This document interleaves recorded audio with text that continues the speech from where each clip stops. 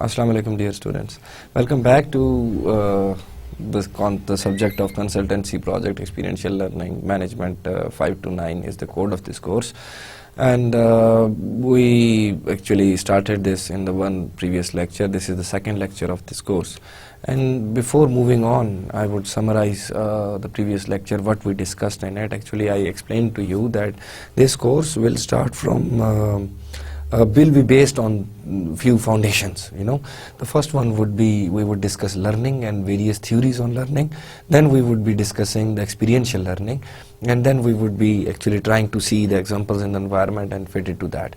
It is basically a broader field of work-based learning, this lecture.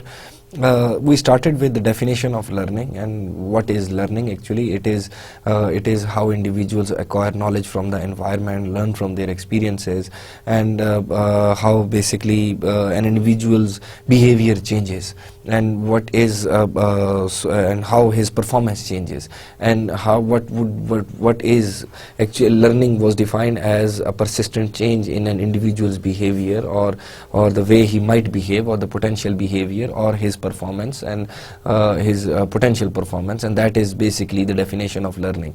And in the various definitions of learning, we discussed that individual learns from the environment, then accumulates that information and has certain experiences, and then based on experiences he behaves given a set of circumstances, and upon the further experience he modifies his behavior or his performance, or either improves it or changes it, and then new experience is found based on that. So learning is a continuous process, and we also discussed that learning actually starts from the fetus, from the mother's womb to the adulthood. So there is no specific time slot, or learning is not restricted to a certain age bracket or a certain group of individuals, or a certain even to human beings only.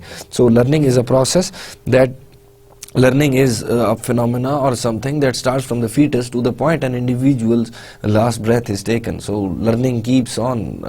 It is over time. It is not from a single horizon of time. So learning is something that individual gets from the environment based on his experiences, and how his performance and his behavior and his skills improve. It can be defined as how individual practices to polish his skills. It can be defined as how his performance improves based on the changes in the environment, and on the experiences that he gets from the environment. So learning was defined to be a process, or as well as a product. You cannot call learning a process only, and you cannot call it a product. It is a process and it is a product.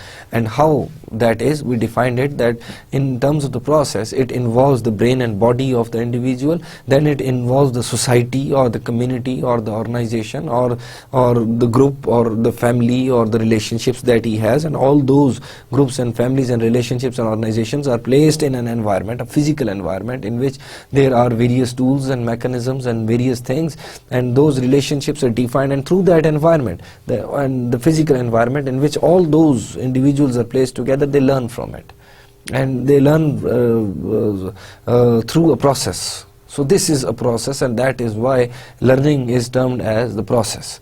Then learning is also a product. And how it is a product? Because based on the learning process, individual derives certain ideas, and certain ideas as well as certain concepts. And those certain ideas and concepts are the product of the learning process.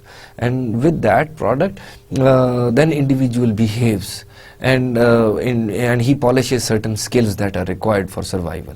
And so this behavior and that process is also an input in the process of learning, but then they are also the product, because based on that behavior he has certain more experiences, and those certain more experiences translate into the process again, but then the product is another output, which is ideas, concepts, and some behavior and some set of skills that he has.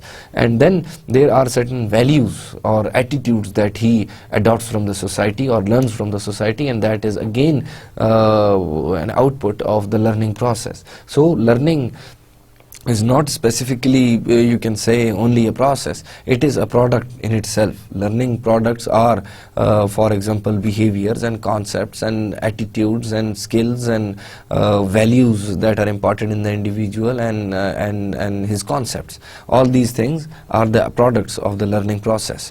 Then we discussed the concept of that in order to move on, we discussed what is a theory itself. Theory actually is based on certain observations and data, and it tries to predict the behavior. And we said that theories are not specifically true or complete in all sense. They might be a requirement of modification of those theories over the time passes, because with more observations and data, there can be certain other variables and certain other factors that actually affect that learning process and the learning output, the learning product, in other words.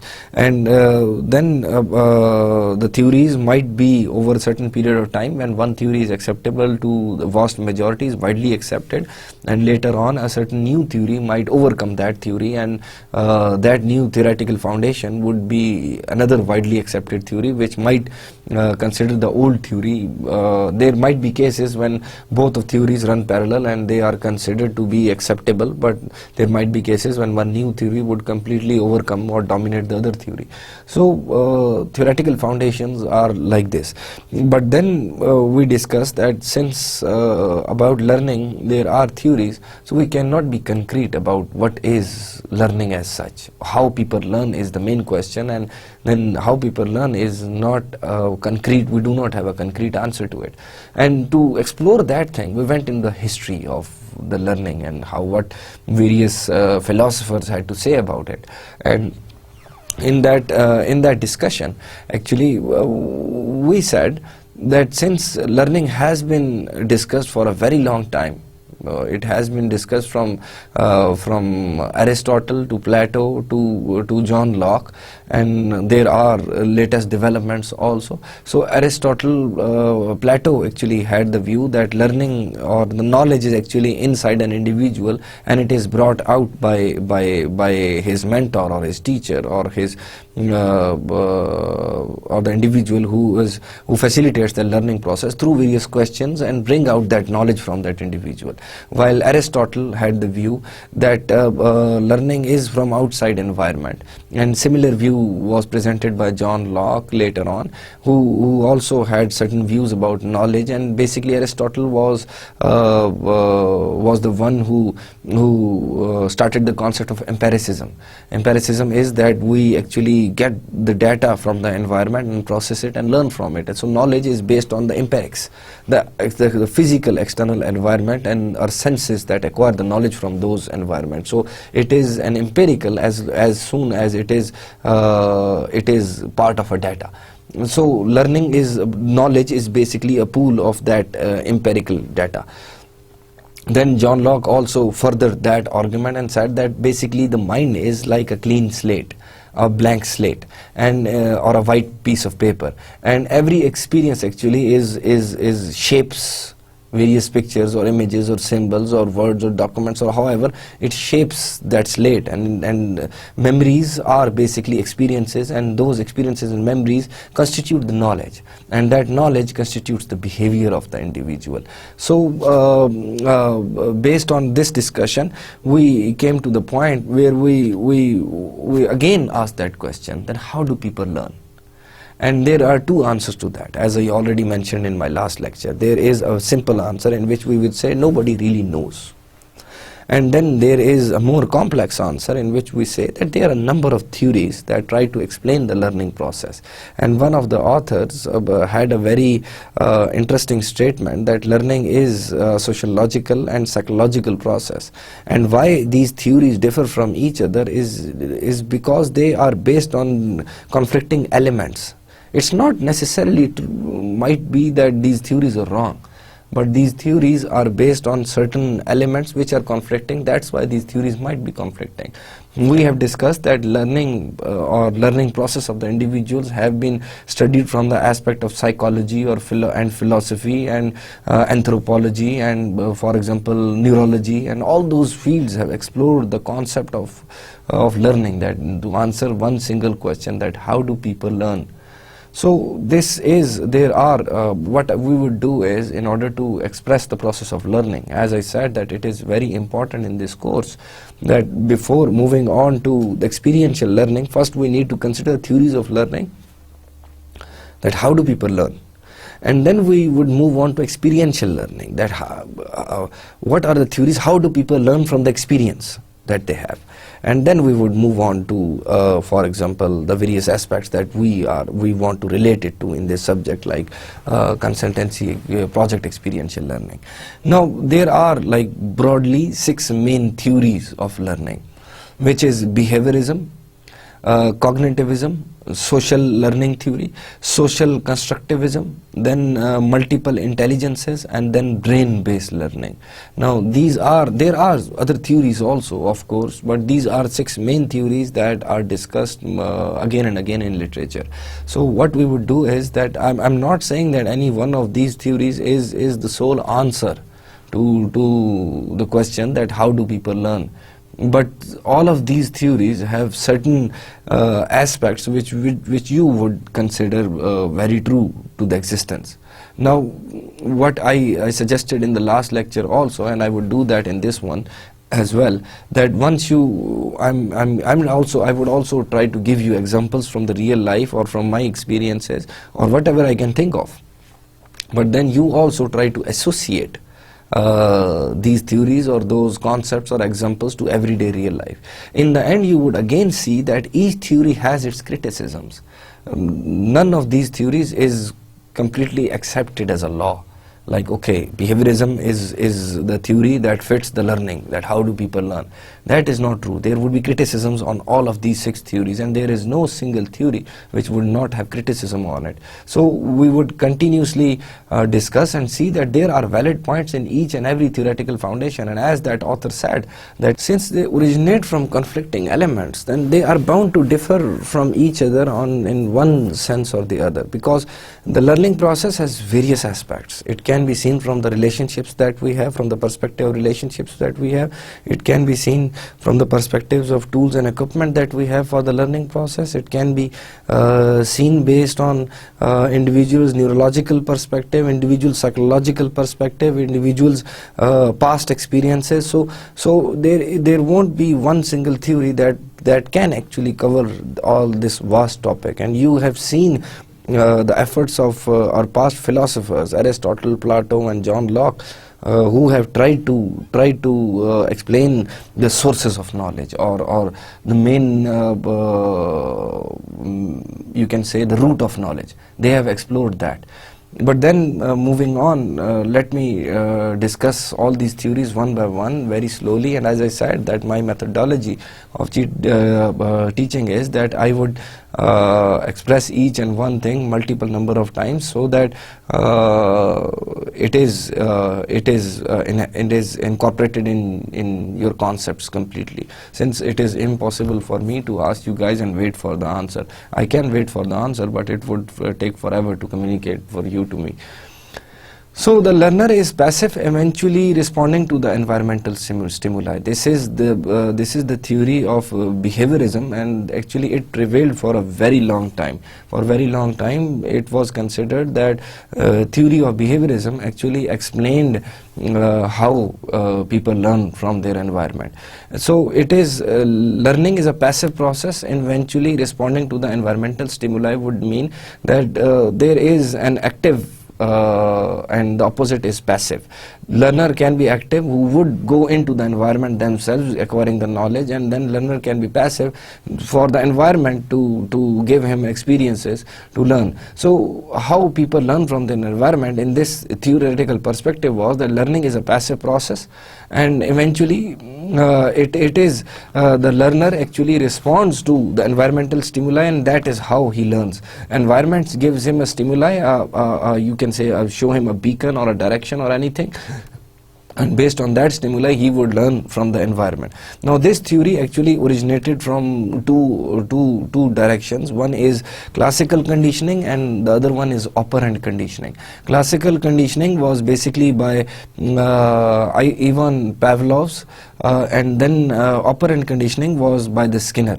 So both of these authors actually gave these two theoretical foundations which constitute the behaviorism. Both of these theories are basically based on behavior of the individual, and it is that individuals behave passively and environment gives them the stimuli on which they behave, and that is how they learn from the environment. So first we would explain the classical conditioning and then we would explain the operant conditioning. I hope you would see in both of these theoretical foundations, the classical and the operant conditioning, that they give the same perspective, that the learner is passive individual who waits for the environment and he responds to the environmental stimuli. Environment gives them or him or her a signal, and how he responds to that signal is actually how he learns from the environment. So moving on, first of all, there is classical conditioning. Now it is basically associative learning, learning that this behavioralism is actually the change in behavior, change in behavior, and that is the learning process, because behavior changes with learning. That is how we define learning in one of those definitions, that a consistent change or a permanent change rather in the behavior of an individual due to his experiences from the environment is termed as learning. So this is how we are going to focus on in this behavioralism theory. In behaviorism theory, the classical conditioning and operant conditioning are based on the learning process of the individual and changes in his behavior due to his learning. Now learning that occurs by making a connection or association between two events. So whenever an individual connects or associates two events with each other together, that is a classical conditioning, and operant conditioning, both of them follow that perspective, that how an individual associates two separate events.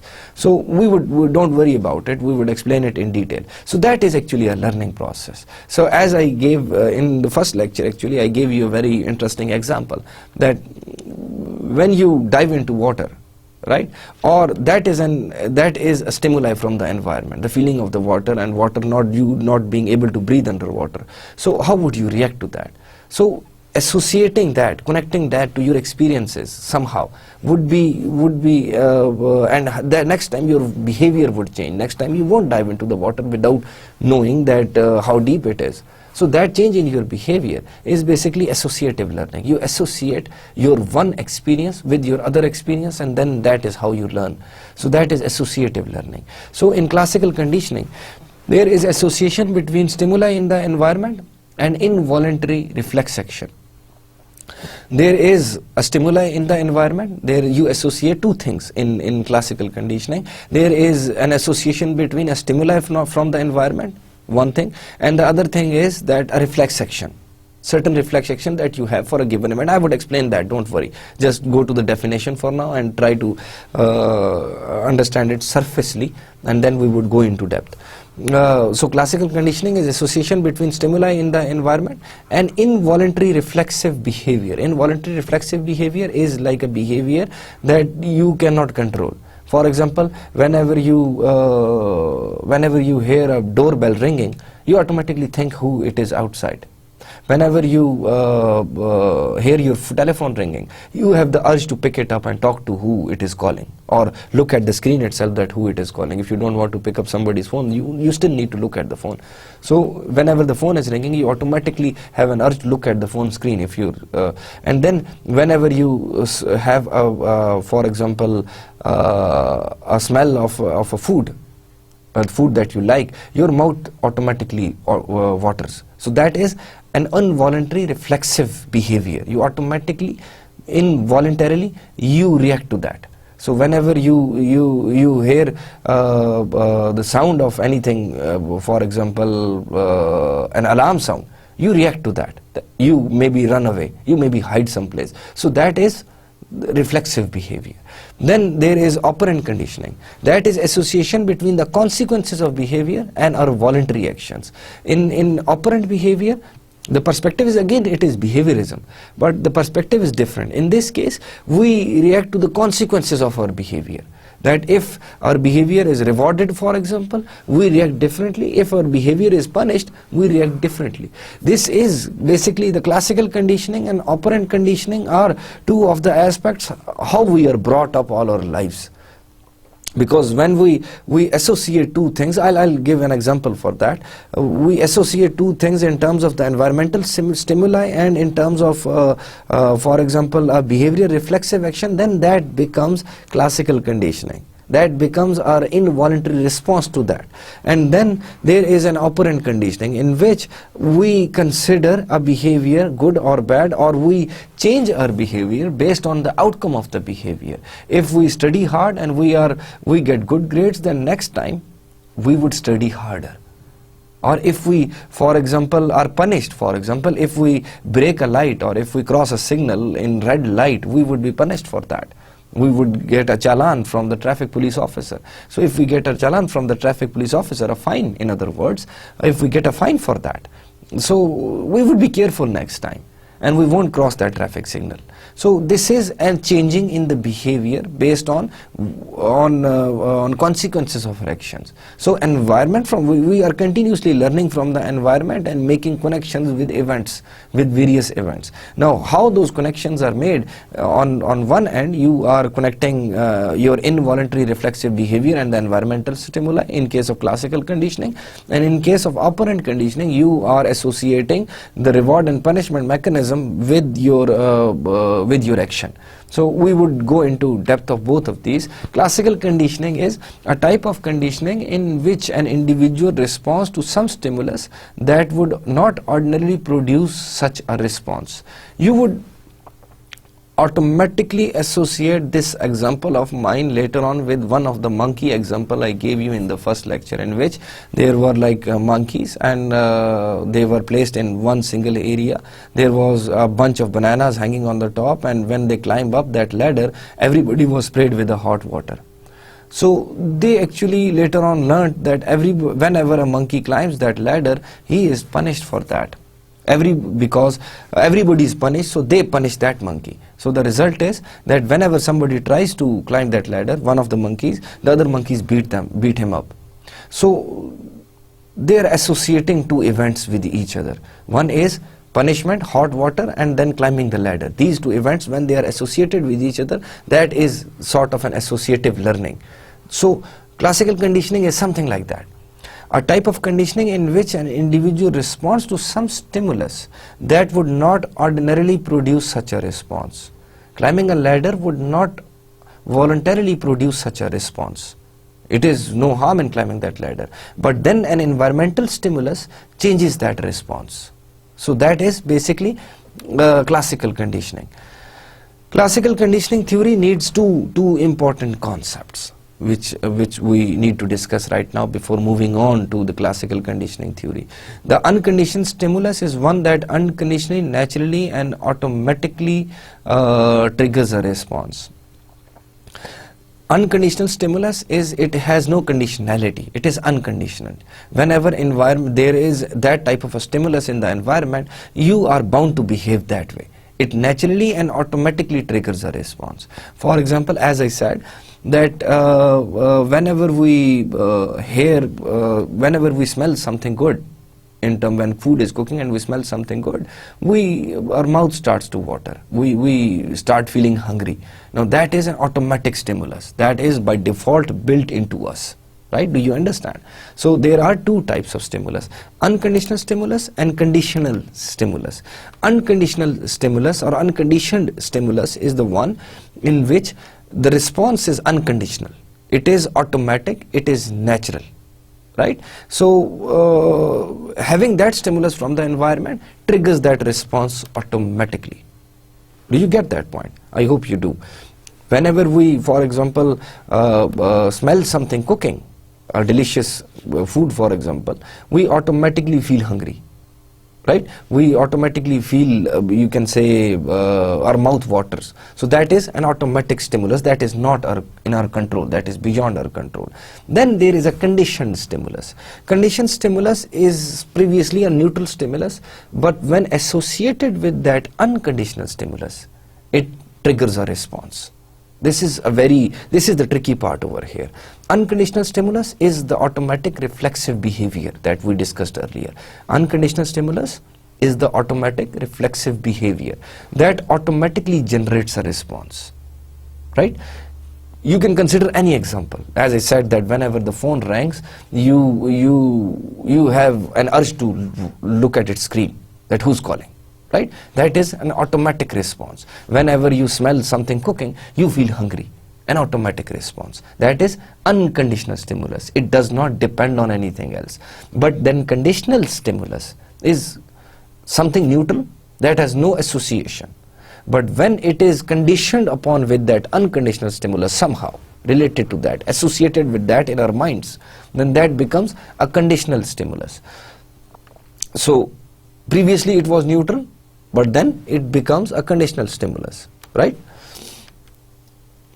So learning a conditional response, this is the theoretical perspective. Coming to, after explaining those 2 points, I would come to this. Learning a conditioned response involves building up an association between unconditional stimulus and conditioned stimuli.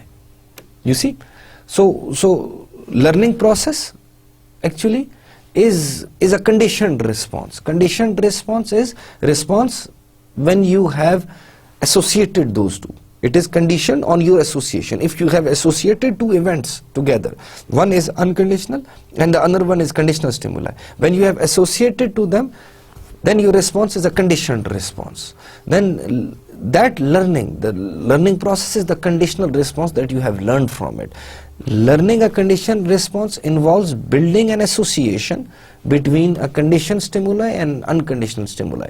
Unconditional stimuli, I repeat, is the one which actually results into an automatic reflexive behavior beyond your control.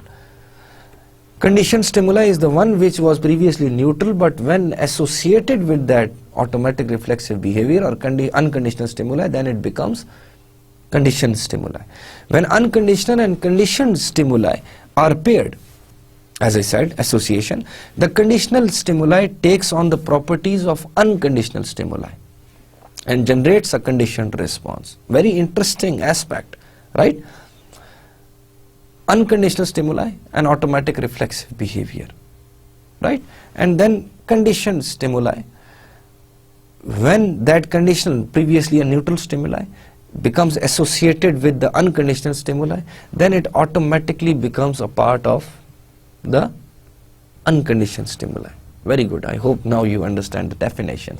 When we come to the examples, you would understand it better. So, in short, in classical conditioning, the conditioned stimuli is previously neutral, that after being associated with unconditional stimuli, eventually comes to trigger a conditioned response. Right? So now, the conditioned stimuli, which was previously nothing to you, when it is associated with your unconditioned stimuli, which is automatic response, this takes on properties of unconditioned stimuli, and then unconditioned stimuli generates a conditioned response. This is how the model works, right? Now, let me give you an example. For example, there is, you can train a dog, or you can, for example, consider a pet that you have. It is also associated with humans also, but the simplest example I hope you would understand is feeding a dog, right? Or maybe, yeah, something like that. So if you feed a dog, for example, you give him meat every day, right? You feed a dog with meat every day. Whenever he smells meat, or he looks at meat, the dog's mouth waters, right? That is an unconditional stimuli, an automatic reflexive behavior. I repeat that. Whenever you feed a dog, let's consider that you feed him meat every day. Although the meat is very expensive these days, but still we assume that you feed him meat every day. You have a male dog and you feed him meat every day. Now, whenever the dog sees that meat, and he, for example, the dog sees that meat, or it smells that meat, then its mouth waters, right? It feels hungry. Now, that is an unconditional stimulus. Now, let us associate it with something neutral. You ring a bell in the house, a bell that you have, a simple bell. The dog won't feel anything. A neutral stimulus from the environment, feels nothing. The dog does not change its behavior, nothing happens. Now, what you do is that you ring the bell every time you serve the dog of the meat, right? So what happens is that now every time when you serve that dog with meat and you ring that bell, then that bell is associated to the food. Do you understand the point? So wherever the dog is in your house, whenever you ring that bell, that dog would come running to the kitchen or to that place where you usually give it the food, right? So whenever you ring the bell, the dog comes running. This is how people train their dogs usually. This is a very common example, right? So the point is that serving it meat and its mouth watering and it feeling hungry is an unconditioned stimulus. The dog would feel hungry whenever it sees the food, and its mouth would water whenever it sees the food. But then you ring the bell every time you are going to feed the dog. So whenever you ring the bell, when you're going to feed the dog, then the result is that dog's mouth waters and it feels hungry. So now that conditioned neutral stimulus previously from the environment, the bell, has become a conditioned stimulus. Why? Because it depends on the unconditional stimuli. Unconditional stimuli was a reflexive action to the meat. So now you have associated, for the dog, you have associated the bell to the meat. Do you get my point? So then it generates a conditioned response. Its mouth waters.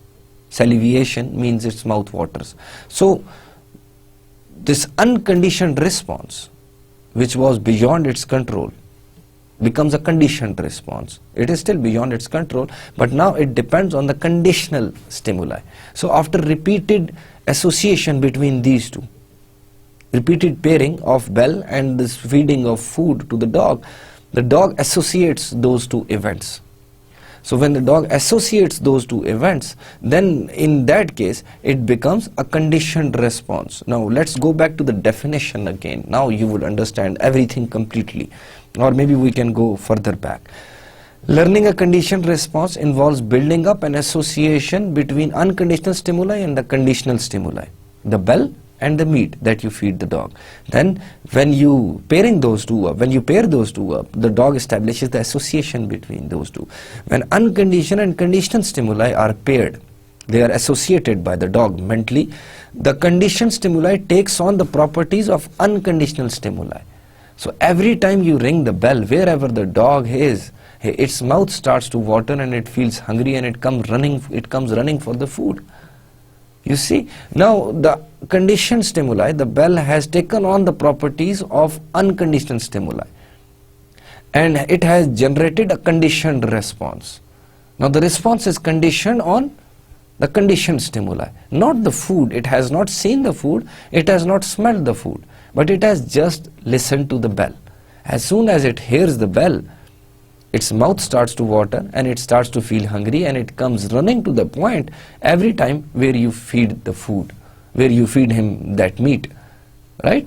So moving on, the second definition. In classical conditioning, the conditioned stimulus is previously neutral.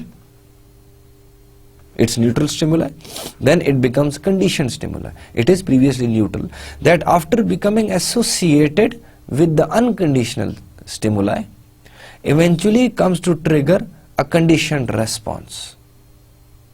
Right? Do you get the point? This is the example again.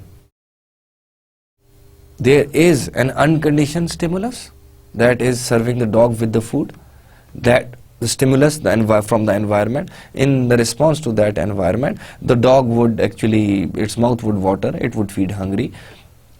Then there is a conditional stimulus, the bell. Whenever you ring the bell and the dog feels nothing, it is neutral. But then when you associate this with the unconditional stimulus, every time the dog listens to the bell, it would come running to the point where you feed him the meat. Every time feed it the meat.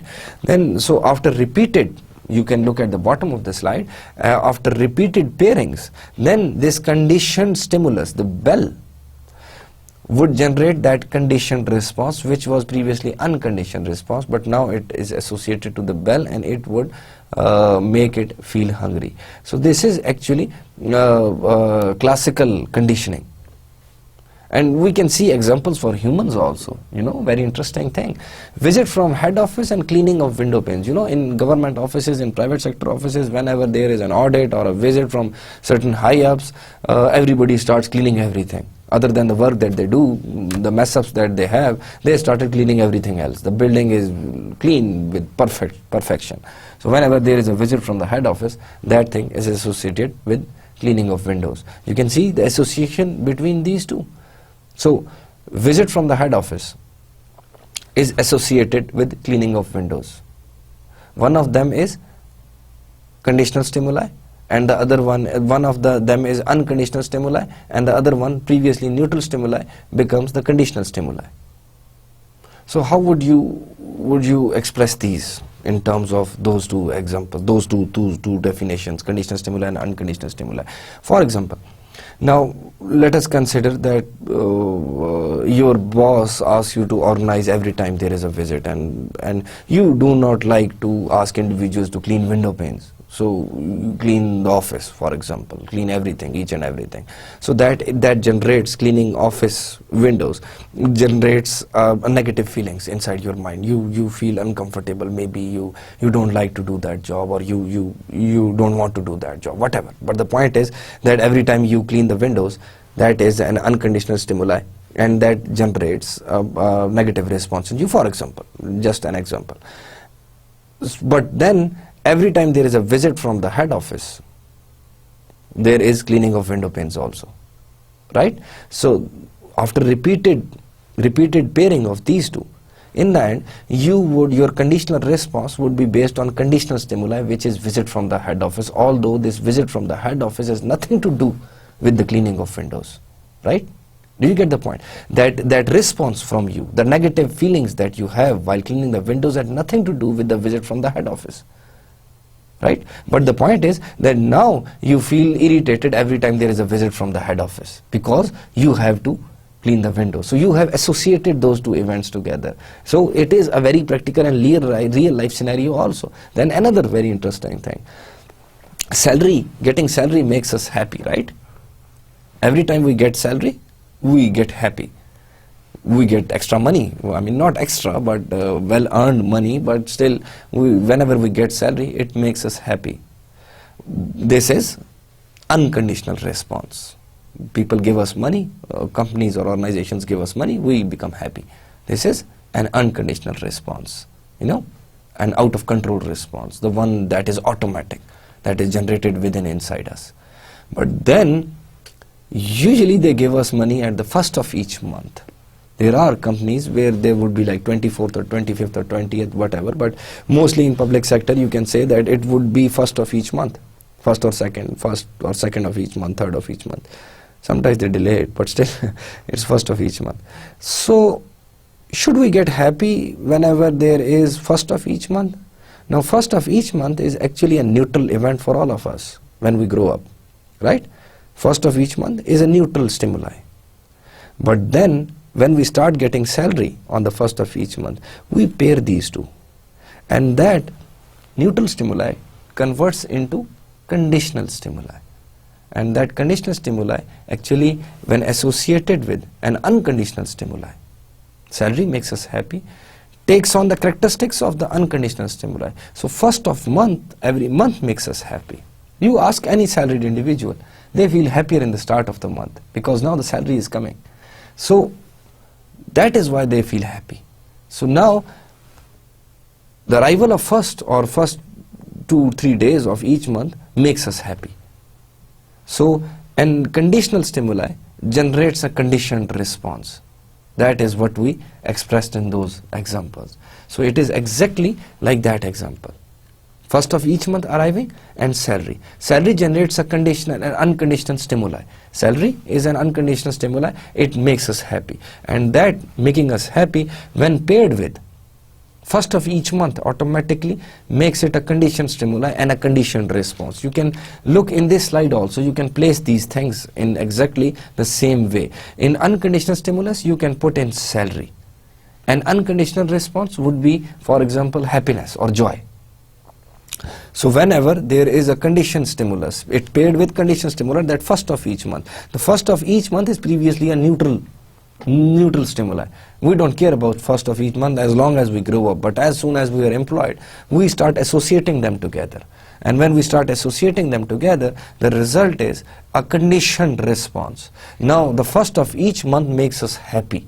Actually it was the salary thing, but the first of each month has adopted or acquired the properties of the unconditioned stimuli, and that unconditioned stimulus actually generates the happiness. Now the conditioned stimulus, the first of each month, generates a conditioned response, which is joy of arriving of to that date. Then we first we discuss the classical conditioning, and then we are moving on to operant conditioning. As I expressed that classical conditioning is by Pavlov, and operant conditioning is by Skinner. Both of these are certain two theories which come under behaviorism, the theory that we are discussing, the broad theory perspective we are discussing, in which individuals associate two events and then decides, and their behavior is modified based on that, and learning is modification of behavior. That is what we discussed, and I hope you can see everyday examples out of it, whenever we let's move on, and then I hope you can associate. I've tried to given you real life examples for classical conditioning, and I would try to do the same from operant conditioning. Operant conditioning is that learning takes place when the learner recognizes the connection between a behavior and its consequences. This is actually how we bring up our children. We teach them from the start that every action has its consequences. This is how we are treated in our office environment. This is how we are treated in our personal environment or social environment. This is how we are treated in our classroom environment. If you guys study hard, you would be rewarded for that. If you guys do not study hard, you would be punished for that. And same thing, it goes on our life onwards. For every action there is a consequence. So the learning that takes place through that is actually discussed under the theory of operant conditioning. When an individual operates, individuals learn to behave in certain ways to achieve desirable consequences or to avoid undesirable consequences. So our behavior is molded based on the consequences. Whenever the consequences are acceptable and good for us, we try to behave in that way. And whenever our consequences are not good or not acceptable, undesirable for us, for example punishment, for example you can say any slap by parent on a kid's head because he broke a glass or something, then that action had a bad consequence, and which that kid would not like. So next time he would modify his behavior based on that consequence. So whether our consequence is good or bad, that defines our action. This is a very simple plain theory which I hope you can associate to our everyday life. It is basically based on the law of effect. Behaviors that are reinforced will increase in likelihood. Behaviors that are punished will decrease in likelihood. So any behavior that is reinforced, that okay, good, you are rewarded for that, its likelihood will increase, that would be repeated. Why do you think that your parents or my parents or parents often say that okay, we'll pay you this much or we'll reward you for getting good grades in the exam? That is because it is a reward of the consequence. The consequence is reward of our action. So whenever our behavior is rewarded in a good manner, the likelihood of that behavior increases, and whenever it is punished, the likelihood of that behavior decreases.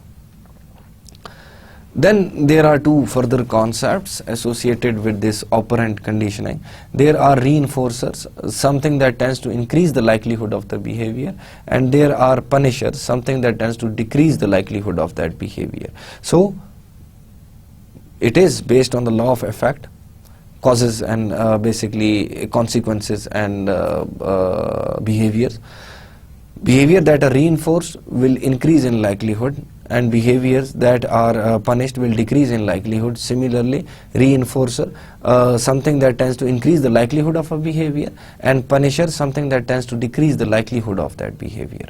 Right? These are concepts. For example, giving you an increase in your salary or a bonus, for example, while you're employed, would be a reinforcer. And cutting your salaries, for example, due to you can say you're going late to office, would be a punisher. So in order to increase your good performance, likelihood of you performing good every time, that would be a bonus and it would be a reinforcer. And in order to stop you from going late to the office, to decrease the likelihood of that behavior of yours, would be a punisher, like cutting your salaries or whatever. Then there are, in how the behavior changes is actually there is addition and there are subtractions. Now let us go to the terminologies. This is basically encompassed under operant conditioning theory. Now addition is positive reinforcement as well as punishment. Subtraction is negative reinforcement and extinction. Don't worry about it. We would explain all of them one by one. Positive reinforcement. Addition of anything positive that increases the likelihood of a good response. Addition of anything positive that increases the likelihood of good responses. For example, a person remains punctual for getting praised or any type of reward. A child studies regularly to get first position. That is again a reward. First position is a reward. He would study regularly. A manager works hard to get timely promoted.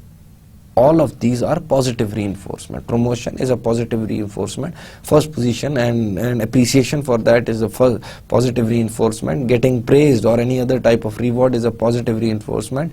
A driver always drives fast to win the race. Winning a race is a positive reinforcement. Positive reinforcements include pay, promotion, interesting work, praise, awards, everything.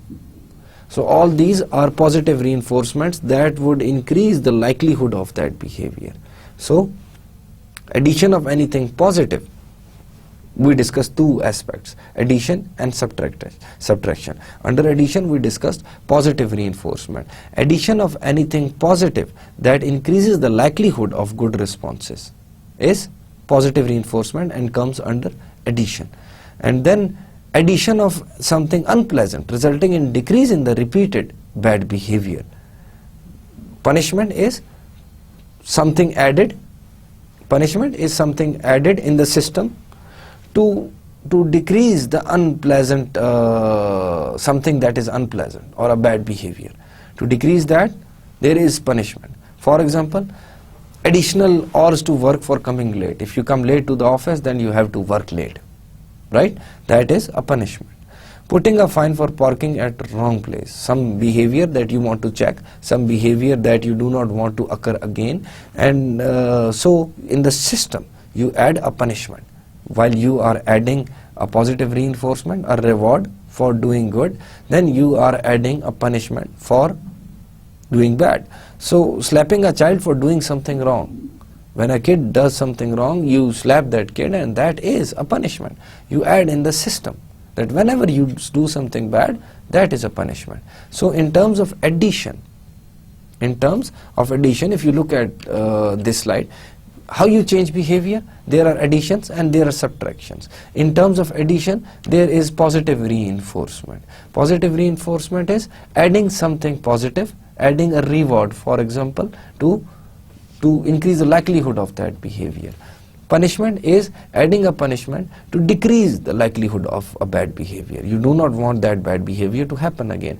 You reward a child, you give a child a candy, for example, if that kid behaves well, and you slap the child if he does not behave that well, behaves badly, behaves poorly.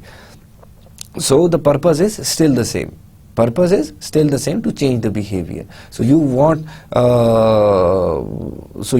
the behavior to be, for example, the kid would associate, or any individual would associate that behavior with its consequences. The positive reinforcement and punishment are consequences, and people would always model their behavior so that there are towards behavior which has good consequences, which are acceptable, and to avoid all that behavior which has negative consequences or undesirable consequences. So in that behavior changing model, there are two types of things: addition and subtraction. In terms of addition, it is positive reinforcement. If you add a reward system for good behavior, and it would be a punishment if you punish the bad behavior, that would be adding a punishment and adding a positive reinforcement. Now, we discussed examples for this also. I don't think I need to repeat it. But then we move on to subtraction, the opposite of that. That would be negative reinforcement. Removing it would be exactly opposite of those. Positive reinforcement's opposite is negative reinforcement. Positive reinforcement was adding something good in the system. Negative reinforcement under subtraction is removing something bad from the system. Removal of an unpleasant stimulus increases the likelihood of repeat of good behavior, right? Remove negative stimulus to increase positive good behavior.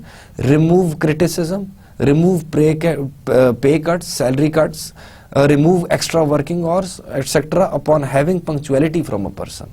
So as soon as, if the behavior has been established, right? Now you have imposed punishments for negative behavior for coming late, for example. Right? Now the behavior has again reverted back to a good position, which you want, which is desirable to you.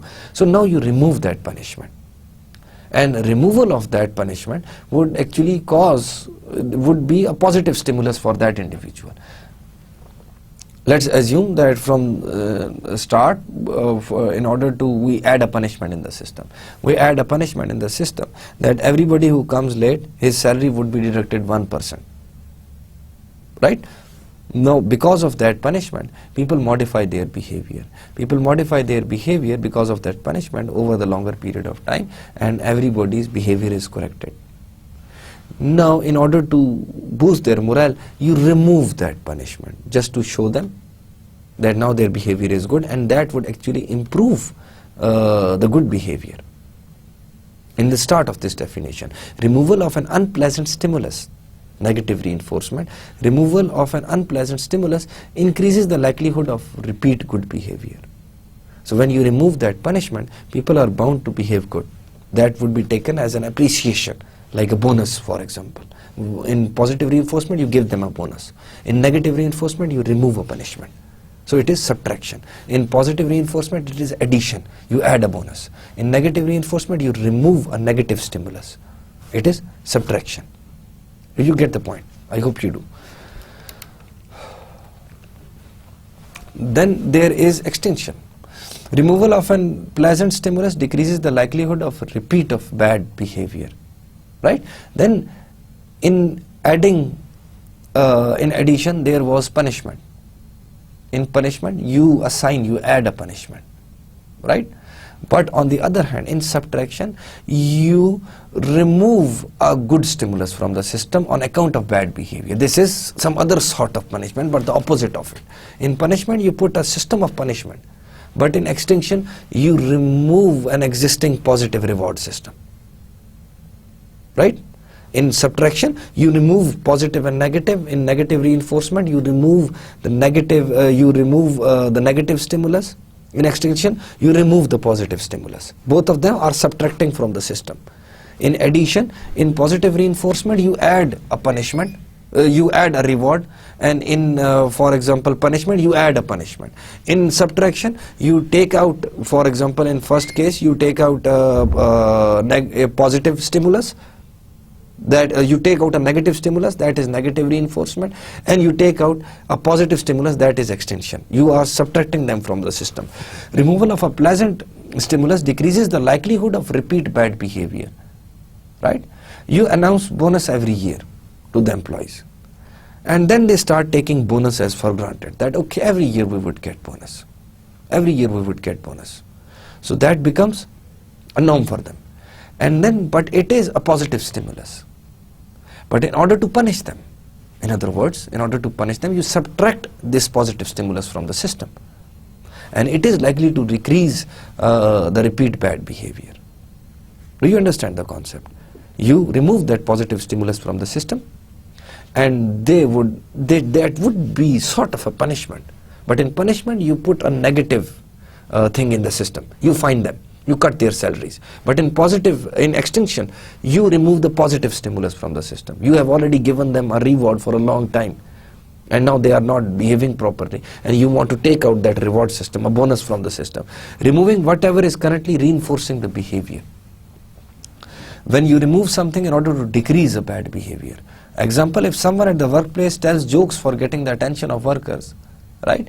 And if workers stop paying attention to him, the negative behavior of telling the jokes will stop. Another example for that.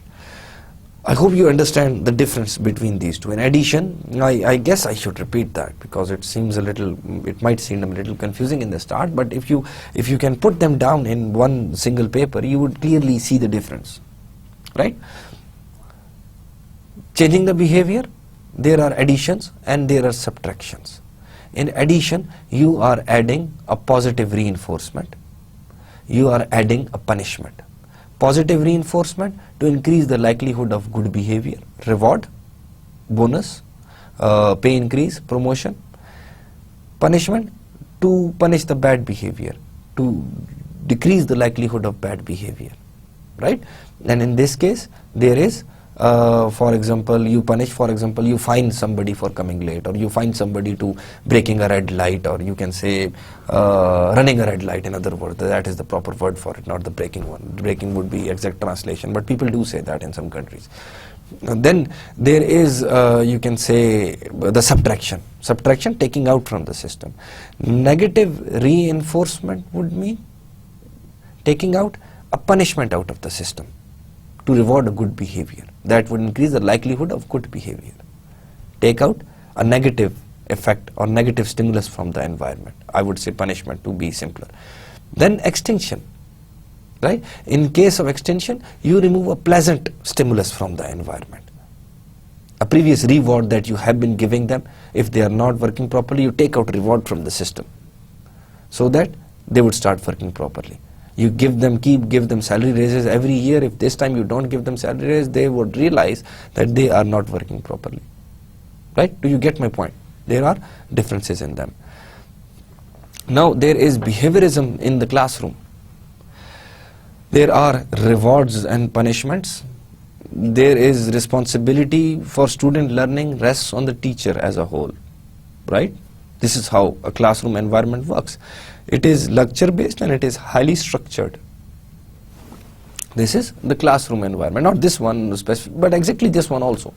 You would be rewarded for your good behavior, you would be punished for your bad behavior. Whenever you work harder, you study harder, you listen to me, you would be rewarded for that. Whenever you do not, you would be punished for that. Right? And then there is, so the sole responsibility of running the lecture or managing that classroom environment, giving the reward and punishment system rests on the teacher as a whole. Right? And then the lectures are basically structured. The classroom environment is perfectly structured. So a classroom environment, actually, you can see that it is based on the theory of behaviorism. Do you think that? Now that is a question that I asked you. I asked you in the start to see real life examples out of this. I've tried my level best to give you real life examples of all these concepts, right? On classical conditioning and operant conditioning, in both cases, I gave you a real life example, and we see that in our real life that is happening to us, right? We associate two things. The theory just named them. The bell and the meat example, the theory just named those things. It is not just, these concepts are not like new to us. We actually see that happening. We actually see that happening in our everyday life. So theory actually names those things. This is how the unconditioned stimuli, the conditioned stimuli, neutral stimuli converts to conditional stimuli, then conditional stimuli takes the properties of unconditional stimuli, so and so on. So, and then operant. We know that whenever we are rewarded, we do that thing again and again, and whenever we are punished, we try to reformulate our behavior. That is how the punishment system or the government system actually, or the whole economy or the whole globe works. So behaviorism is a learning mechanism, and in classroom there is the theory of behaviorism actually predicts the behaviors. Whenever a student is punished, bad marks in the quiz would work harder in the next quiz. Bad marks in the assignment would work better in the next assignment. Bad marks in the exam would be punished. That is a punishment for not studying. And then good marks in one class knows that working harder rewards you and works better in the next class. So, but then there are critiques on behaviorism. Does not accurate for processes taking place in the mind that cannot be observed. One criticism, most important aspect. It only takes into account the external behavior. Does not take into account what is taking place inside the mind, whether the individual is happy with the reward system or not, whether the reward system actually makes him hard work, whether the punishment, because there would be individuals who are punished and still want to do that again and again, and that would be something going on in his mind. Advocates for passive student learning in a teacher-centering environment. It is this behaviorism theory actually creates a learning environment in which it is teacher-centric. The teacher controls the environment completely, as I gave you the examples. And what the teacher would do, he would say one size fits all. So all the learning is from this type of an environment. So what about the concept of learning from experience? Right? Learning by doing. Learning from the environment itself. It is a teacher-centric environment in which only two focuses of learning mechanisms are discussed. I am not saying that this theory is wrong, but there are criticisms of this theory which we are discussing. This theory might be right in certain perspectives, certain elements of the whole learning process have been explained by this theory. So we cannot call this theory wrong, but it has also certain other, the whole learning process has some other aspects also which we need to discuss. So knowledge itself is given as absolute, number one thing. The second last criticism, programmed instruction and teacher proofing, basically based on the teacher-centric, again the similar thing. So knowledge itself is given and absolute. The ability to learn outside that environment is not possible. If the student is passive learner, then that would mean that vessel would be filled as much as I want to fill it. And the knowledge is absolute. But in real world, the knowledge is not absolute. I am learning myself from the environment. So that environment or the active learning, the participation of the student is ignored in this part. Why organizations use reinforcements to increase productivity, to reduce absenteeism, to increase safety behaviors, to reduce time wastages? You see, if this theory is wrong, then all these parameters actually explain that there are uses of this theoretical concept. This theory is not actually completely wrong, but it only explains certain aspect of the whole learning process. Organizations do use it. So that means this theoretical concept of behaviorism, no doubt that it was overshadowed by cognitivism, but the point is that this behaviorism had certain aspects, it had explained certain aspects of learning process. Now we are coming to the end of this lecture. We are short of time. I would, because we are very slow, in fact, I'm trying to give you examples for each and everything. I would try to be a little faster because we need to cover lots of stuff before we move on to other lectures and finish this course. As I told you in the start, that there are only few lectures for this course. Now the point is that what we discussed in this course, we discussed the theory of behaviorism. Behaviorism is the theoretical foundation which says that individuals modifies their behavior based on the environmental stimuli, and it had two aspects: classical conditioning and operant conditioning. Classical conditioning is that an individual associates an unconditional stimulus, an uncontrollable stimulus, with a neutral stimulus. When that neutral stimulus is associated with the unconditional stimulus, it becomes a conditional stimulus, and that conditional stimulus actually takes on the properties of unconditional stimulus, and that generates a conditioned response. The unconditional stimulus would generate an unconditional response, but then when a neutral stimulus takes on the properties of unconditional stimulus, it generates a conditional response. And this was explained by the example of, for example, the salary on the first of each month, the example of ringing a bell whenever you feed your dog, and all those things. Whenever an individual associates the conditioned and unconditional stimulus, then they would have a conditioned response and their behavior would be modified. And the second thing was that we discussed Skinner's theory, which was operant conditioning, and in that case individuals modify their behavior on the basis of the consequences of their behavior. If they are rewarded, the likelihood of that behavior increases, and if they are punished, the likelihood of that behavior decreases. And we saw that in the classroom environment, it is based on, for example, if it is a strict teacher controlled, teacher centric classroom environment, then in that case this would be based on behaviorism sort of an aspect. The theory of behaviorism would explain a lot of occurrences and reward and punishment systems that are taking place in the classroom. But then there are lots of criticisms on those theories, and most important of those is that knowledge is not absolute. Passive learning is not the only mechanism of learning. It is not the teacher-centric environment which explains everything and the student learns from it. Student learns from other aspects also. When we would move on, we would also see that whatever I explain to the student later on in the class, they would perceive it in a way based on their past experiences, how they have learned it, what are their past experiences, and then they would perceive the latest information that I have provided them. So students are not passive learners, number one, and number two, they are not empty vessels, from my perspective at least. But still, there are criticisms on this behaviorism, but then the reward and punishment system is very obvious in for example, the economy as a whole, or in organizations, or in school systems, or in colleges, universities, because we reward and punish to increase the productivity, to reduce the absenteeism, to increase safety behavior, to reduce, for example, time wastages. So behaviorism is in some sense explains the learning process. And we hope to move on in the next lectures, and hope to see you again. Take care. Allah Hafiz.